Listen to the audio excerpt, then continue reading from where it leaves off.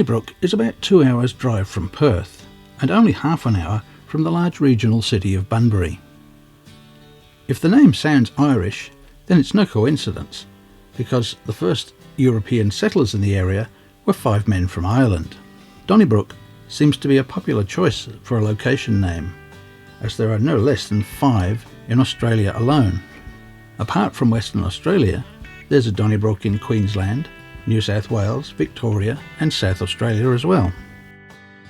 Timber, gold, dairy, beef and even quarried stone have been produced in the area over the years.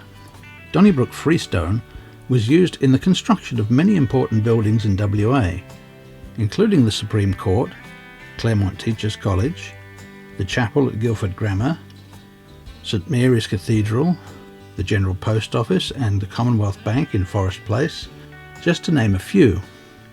Some of the historic sandstone quarries are now listed on the State Heritage Register.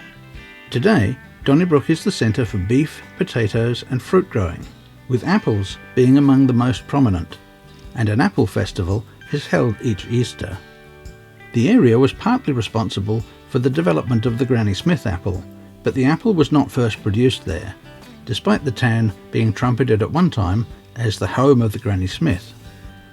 Apples have been grown in the district since the 1890s, with George Park being credited as the first commercial orchardist in the area. The Granny Smith apple, like so many other new varieties of fruit, seems to have been a happy accident, with Maria Ann Sherwood Smith developing the first apples from an apple core that was thrown away, and the seeds then germinating, or at least that's how the story goes.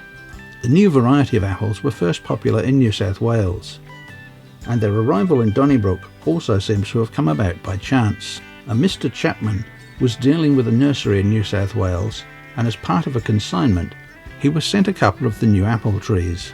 The trees did well in Donnybrook, and the green apples produced were both good for cooking and eating.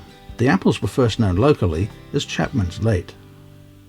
Cuttings were taken and grafted to other apple trees. The Park brothers brought a further 175 trees from New South Wales, and soon the Granny Smith apple came to dominate production in the area. The apple that was really developed in Donnybrook is the less well-known Lady Williams. This is a red apple that again seems to have come about by accident, when a seed germinated and came up near a water tank. The tree was almost killed twice, even being pulled out of the ground on one occasion. The Williams family persisted with the tree and gradually developed a new type of apple from the original sapling. Donnybrook is a pretty town. It is very neat and attractive, but a lot of traffic passes through the main street, especially during long weekends. It's the centre of an expanding fruit growing region, and it's worthwhile stopping at the various growers who put out signs advertising when fruit is in season. The fruit is both better quality and usually cheaper than you will get in supermarkets. It's not widely known that behind the shops on the main street of Donnybrook is the Preston River. There's a swing bridge to walk across, a First Peoples walk trail with a Woggle sculpture, and the Donnybrook Stone Amphitheatre. As these are not visible from the main road and they're not well signposted, many visitors miss out on seeing them. Donnybrook is home to what is reputedly the largest oak tree in Australia. The tree was planted in 1890 by persons unknown and has reached a girth of 5 metres and a height of 23.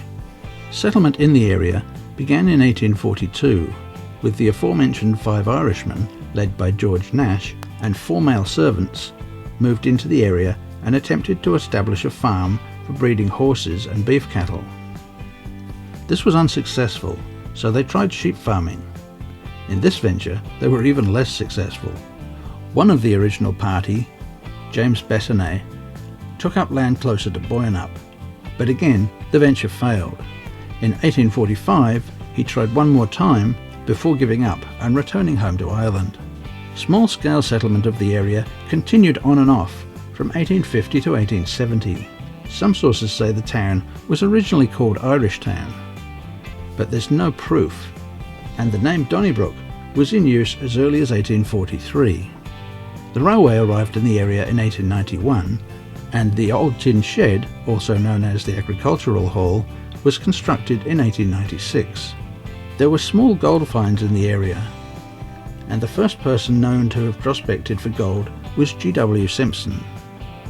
He first tried in 1874 and then again in 1880, but apparently without much success. It's not known at this stage who first found gold in 1897, but Burke and Richard Hunter are listed as having found gold at Nonnycup Creek in the following year.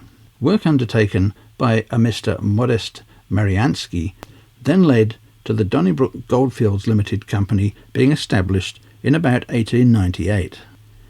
In the book 20th Century Impressions of WA, published in 1901, the author states, "There is every reason to believe that as a mining centre, Donnybrook has a great and profitable future ahead of it." Sadly, the gold ran out after just 3 years. The names Irishtown, Minimup, Preston and Donnybrook have all been used at one time or another. And just to confuse people, the Road Board retained the name Preston until the 1960s. This was even though the name Donnybrook was formally gazetted in 1894.